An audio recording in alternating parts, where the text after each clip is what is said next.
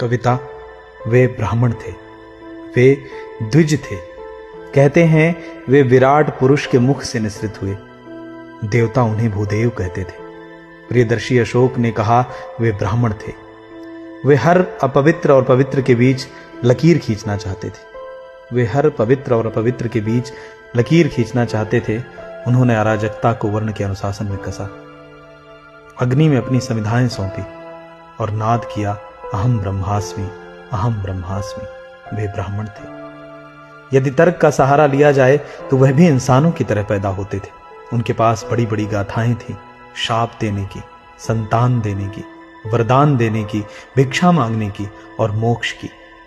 वे व्यवस्था के शीर्ष पर घुटनों तक और अपने दंभ में कंधों तक डूबे होते थे।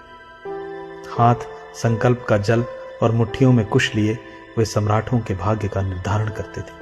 न युद्ध के लिए नहीं, वे राज्य करने के लिए युद्ध नहीं लड़ते थे। वे सम्राटों को बनाते और मिटाते थे। वे चाणक्य और विद्यारण्य थे। वे ब्राह्मण थे।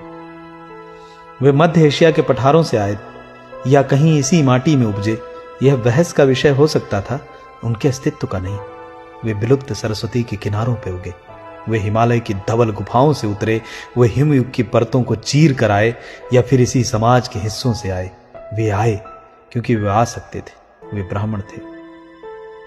वे महत्वपूर्ण तो थे, लेकिन उनके पास दरिद्रता की स्मृतियां थीं। वे महत्वपूर्ण तो थे, लेकिन उनके पास दरिद्रता की स्मृतियां थीं। वे सुदामा की तरह जीते थे और तंदुल चबाकर संतोष कर लेते थे। ज्ञान के लिए बेचैन रहते थे। वे ब्राह्मण थे। यदि सच को सच की तरह कहा जा सकता है तो सच को सच की तरह सुना जाना चाहिए। यदि सच को सच की तरह कहा जा सकता है तो सच को सच की तरह सुना जाना चाहिए कि वे शास्त्र और शस्त्र के बीच ऐसी आवाजाही करते थे कि भेद मिट जाता था कि वे अग्नि को समिधा सौंपते पुरोहित थे या फरसा लिए योद्धा। वे ब्राह्मण थे। वे न होते तो चाणक्य का अर्थशास्त्र न होता, शुंग न होते, गुप्त न होते, पेशवे न होते, शून्य न होता, आर्यभट्ट न होता, त्रिपिटक न होते, उपनिषद न होते, संस्कृत का व्याकरण न होता, निराला की वह तोड़ती पत्थर न होती, मुक्तिबोध का वह ब्रह्म राक्षस न होता। वे न होते तो तुलसी की चौपाई को गाने का कंठ न होता। वे न होते तो शंकर का द्वैत न होता, नागार्जुन का शून्यवाद न होता। ब्राह्मण न होते तो 1857 का विद्रोह न होता, आजादी का संग्राम न होता। वे थे तो आजाद थे। वे थे तो आजाद थे। वे थे तो तिलक थे। वे थे तो नेहरू थे। वे थे तो सावरकर थे। वे थे तो एमएन रॉय थे। वे थे तो वाजपेयी थे। वे ब्राह्मण थे। वे घाटों में थे, तीर्थों में थे, मंदिरों में थे, गुरुकुलों में थे, वो शालाओं में थे, वे नगरों में थे, वे गांवों में थे। वो ब्राह्मण थे।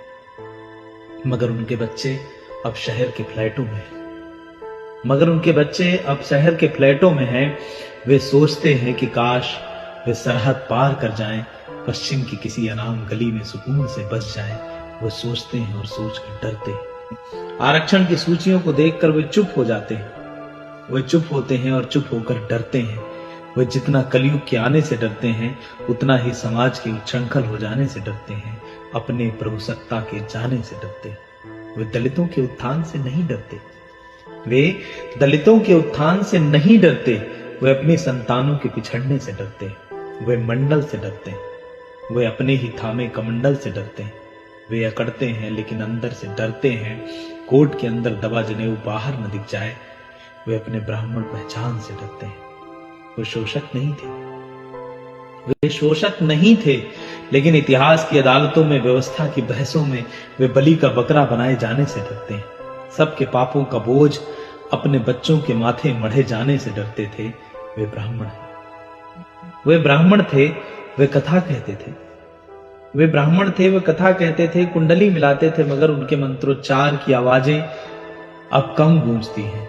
अब काशी उनका घर नहीं है। दान पुण्य पर उनका हक नहीं है। गंगा का आचमन छूट गया है।